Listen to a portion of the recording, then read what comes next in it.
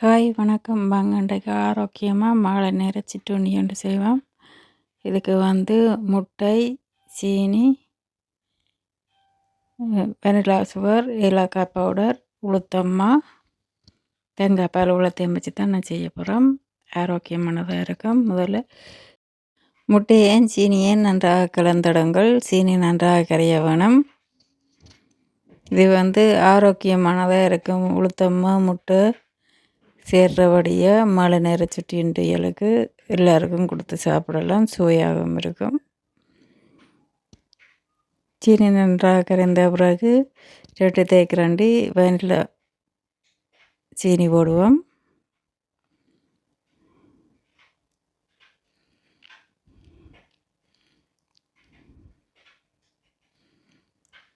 நன்றாக கலப்பம். இது நன்றாக கலந்து வந்த பிறகு 2 டெசிலிட்டர் தேங்காய் பால் சேர்ப்போம். தேங்காய் பாலையும் சேர்த்து நன்றாக கலப்போம்.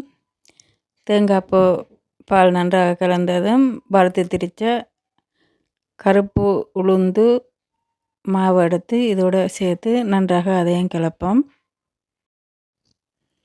உளுத்த மாவோடு 2 தேக்கரண்டி ஏலக்காய் பவுடரும் சேர்த்து நன்றாக கலந்து விடுவோம். அலுமினிய தட்டோ இல்லாட்டி கேக் போடுற தட்டையான தட்டில் எண்ணெய் பூச்சிட்டு அதில் நாங்கள் கரைச்சி வச்சதை ஊற்றுவோம்.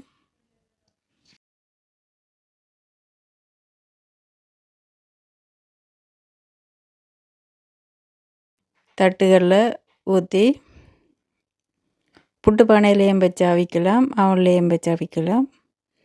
நாங்கள் அவலில் வச்சு அவிக்க போடும். மூடி அலுமினிய பேப்பரால் சுற்றி கட்டிட்டு அவலில் 40 நிமிஷம் வேணுமெண்டா புட்டு பானையிலையும் வச்சு அவிக்கலாம். நல்ல சுவையாக இருக்கும். கேக்கு பதிலாக இது ஆரோக்கியமானதாக இருக்குன்னு செய்து பார்த்து சுவை எப்படி இருந்தான்னு சொல்லுங்கள். அவனுக்கு கேட்க பெரிய தட்டில் கீழே தண்ணி விட்டுட்டு அதுக்கு மேலே தான் வச்சுருக்குறோம். நீங்கள் உங்களுக்கு வசதியாக வைக்கலாம்.